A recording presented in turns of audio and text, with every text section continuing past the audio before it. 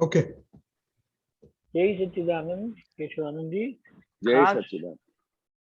प्रश्न पूछने का पीछे का कारण यह बनता है कि 2 हफ्ते से पिछले सोमवार से अगले रविवार तक, ये नहीं, अगले रविवार तक का 14 दिन का समय में हम हर रात को, जैसा संयोग है, सब 10 मिनट के अलगपन के सामायिक के साथ छठी कलम जहाँ पर हम चुके हैं, छूट गई है, तो उसका प्रतिक्रमण करेंगे। और दादा भगवान ने कहा कि आपको ज्ञान मिला है तो आपकी मुक्ति हो गई। अभी क्या लक्ष्य रखो? तो बोले शीलवान होने का लक्ष्य रखो, ताकि आप ऐसे शीलवान हो जाओ तो प्योरिटी के साथ आप जगत कल्याण के उत्तम निमित्त बनेंगे और मेरे काम में हाथ बढ़ाओ। तो इसके संबंध में आप दादा भगवान से बहुत अर्से तक रहे हैं, तो आप थोड़ा बताएं दादा भगवान ने आपके उनके श्री मुख से कैसे सुना है। यही सच्चिदानंद। हाँ, जय सच। बहुत ही जबरदस्त कलम है जो दादाजी ने बताया है। इस कलम के अंदर जिसकी वजह से हमको पता नहीं चलता है, जाने अनजाने में हमारी इच्छा नहीं भी हो तो हमसे ऐसी भूलें हो जाती है और हो गई होंगी। तो ये हमको कलम जो है हमको बहुत बड़ी शक्ति देता है। एक बहुत बड़ी माफी लेने के लिए ये जो 9 कलम दादा ने जो बनाए, तो उसमें इतनी बड़ी शक्ति है ताकि हमसे जाने अनजाने में कोई भी ऐसी भूलें हुई हो, उसका बहुत बड़ा प्रतिक्रमण है। एक बार तो दादा ने एक्सप्लेन भी किया कि ये 9 कलम सबसे बड़े में बड़ा प्रतिक्रमण है। अभी आप इमेजिन करो, तो हर एक जगह पे हम दादा से शक्ति मांगते हैं कि मेरे से ये भूल हो गई हो जाने अनजाने में, तो उसके लिए मुझे दादा भगवान शक्ति दो और मुझे निरंतर निर्विकार रहने की शक्ति दो। अभी ये कलम क्यों इंपॉर्टेंट है? दादा ने बोला जब तक हम बाहर से सुख ढूंढने की कोशिश में रहे, जब तक हमारा चित्त बाहर से सुख ढूंढने की कल्पना में था और हर घड़ी हर पल उसको ऐसा लगता था कि यहाँ से सुख आएगा, यहाँ से सुख आएगा, विषय से सुख आएगा, इधर ये चीज मिलने से सुख आएगा, उधर उनका माइंड पूरा चित्त जब तक ज्ञान में नहीं थे अथवा ज्ञान में भी होते हुए भी हमारा चित्त ऐसा बिखरा हुआ था इन्हीं चीजों की वजह से। अभी दादा ने ढूंढ निकाला कि जब तक हम बाहर से सुख प्राप्त करने की कोशिश में हैं, जब तक हमारा चित्त ऑल द टाइम बाहर से सुख ढूंढने की कल्पना में है, तब तक अंदर का सुख प्रकट नहीं होगा, किसी भी हालत में नहीं होगा।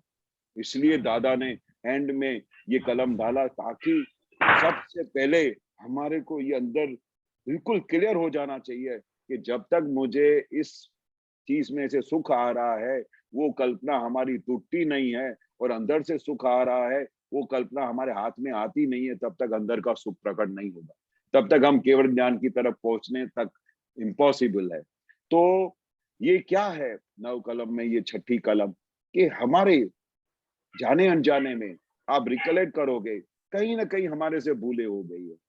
किधर भी हम चलते चलते किसी स्त्री को देखा या किसी स्त्री ने पुरुष को देखा, बहुत अच्छा है, तो उसके अंदर एक ऐसा भाव हो जाता है कितना अच्छा है, कितनी अच्छी है। ये भी दादा बोलते हैं कि ये इच्छा हुई तो इसका भी प्रतिक्रमण करना पड़ता है। चेष्टा, किसी के लिए चेष्टा हो गया, किसी के लिए अंदर के अंदर विचार आ गए कि भाई ये बहुत अच्छा है या बहुत अच्छी है, ऐसा विचार आ गए, तो ऐसे हमारे अनगिनत टाइम हमारे भूले हो जाती है और ये भूले हो जाती है, वो धीरे धीरे धीरे बढ़ती जाती है और बीज बढ़ता जाता है, फिर वो आत्मा की तरफ से हमारा डायरेक्शन रॉन्ग हो जाता है और उस डायरेक्शन में हमारे पहुंचने में और लंबा टाइम लगेगा। इसलिए इसकी हमको जहां जहां भी हमारे से ये भूले हो गई हो जाने अनजाने में, उसका हमको प्रतिक्रमण करना पड़ता है, उसका सामायिक करना पड़ता है। सामायिक क्यों करना पड़ता है? ताकि अंदर से खोद खोद के देख सके कि अंदर अभी भी ऐसे कोई परमाणु विषय के रह गए हैं क्या, इसलिए सामायिक करना पड़ता है। और अंदर से खोद खोद के ये देखने के लिए सामायिक करना पड़ता है कि हमारी कहाँ कहाँ पे आज तक भूले हो चुकी है।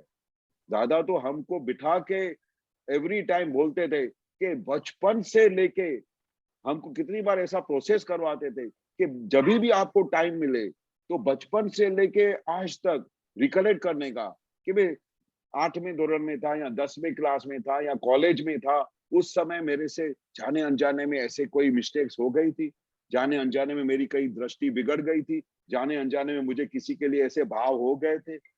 ऐसी ऐसी चीजें जब हम सामायिक में बैठते हैं तो पूरा अंदर से एकदम हड़हड़ाहट, सब पिक्चर्स खुली हो जाती है।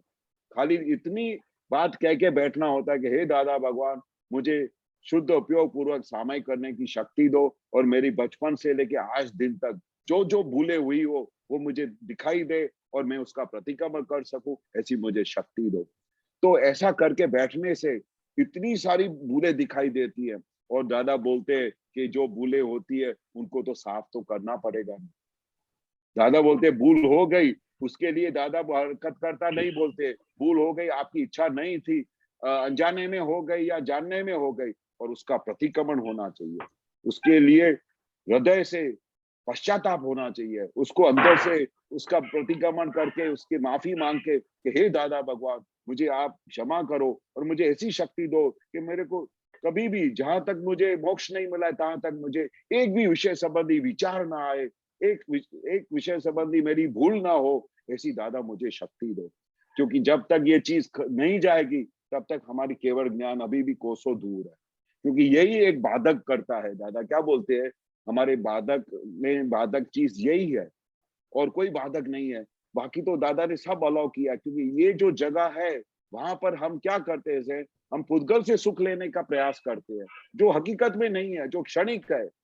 पर रियल सुख तो आत्मा में है जो दादा ने दिया। तो जब रियल सुख की जो जब आपको खोज है, रियल सुख के एंड तक आपको पहुंचना है, तो ये कलम बहुत जरूरी है और इससे पूरी माफी मांगनी है और इसके अंदर सामायिक प्रतिक्रमण करके उसके अंदर के एक एक परमाणु को प्योर करना है। सही है दीपक आनंद जी? Correct, correct. और दूसरी बात, इसका कभी प्रतिक्रमण किया ही नहीं है। हाँ, इसका किसी न किसी तरह से उसको बढ़ावा ही दिया है, उसको अनुमोदन ही किया है, उसकी ही आराधना की है। की है इसके बरोबर। बगैर, क्योंकि आत्मा का सुख खुला ही नहीं था कभी। खुला ही नहीं था, सही लेकिन बात। दादा भगवान मिले, आत्मा का सुख खुला है, तो अब इस सुख की जरूरत नहीं है।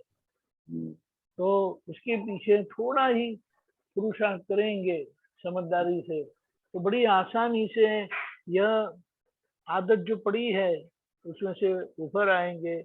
और मूल हमारा जो शुद्धात्मा का सीधा स्पष्ट संवेदन, स्व संवेदन सुख है ना, उसकी अनुभूति हो सकती है। हो तो वो सकती है। मौका हम क्यों छोड़े। हाँ, दादा भगवान ने बताया कृपा से आपका काम हुआ है, अब पुरुषार्थ से ये कर लेना है।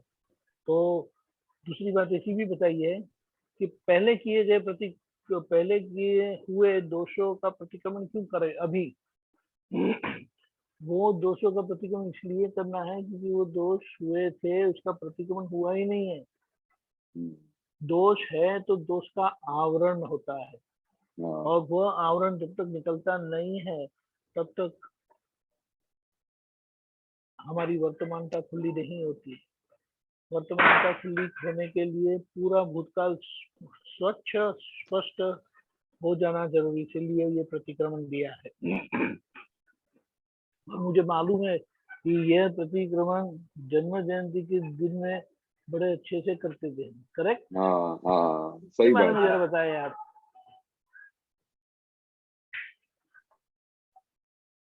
मुझे एक बात, एक प्रसंग याद आ गया अभी कि जन्म जयंती थी और एक बुजुर्ग बड़े समृद्ध थे, 85 साल के, 85 ईयर्स ओल्ड। वो दादा के पैर पड़े और रोने लगे, और उन्होंने दादा को पूछा, मैंने बताया और पूछा भी कि दादा इतने साल से मैं आता हूँ, आपके दर्शन करता हूँ, सब कुछ करता हूँ, लेकिन आत्मा का अनुभव क्यों नहीं हो रहा है। इतनी बड़ी सभा थी, कितने लोग आए थे, तो सभी लोगों के बीच में दादा भगवान ने बताया, अभी विषय सुख के प्रति आपकी विलुप्तता है, रुचि है। जब तक ये रुचि है तो शुद्धात्मा का अनुभव नहीं होगा। वह दादा है 85 ईयर्स के बुजुर्ग, इतने रोए। दादा को बोला कि अभी मुझे इसमें से निकलना ही है, आप शक्ति दो, ये मेरा निश्चय है। दादा भगवान ने उनको बहुत आशीर्वाद दिया था। 85 ईयर्स ओल्ड सूची है, हाँ और उनको सभी ये पूरी सभा के बीच में ऐसा बताया ये बात थी। जय सच्चिदानंद। जय सच्चिदानंद। जय सच्चिदानंद। ओके, अपना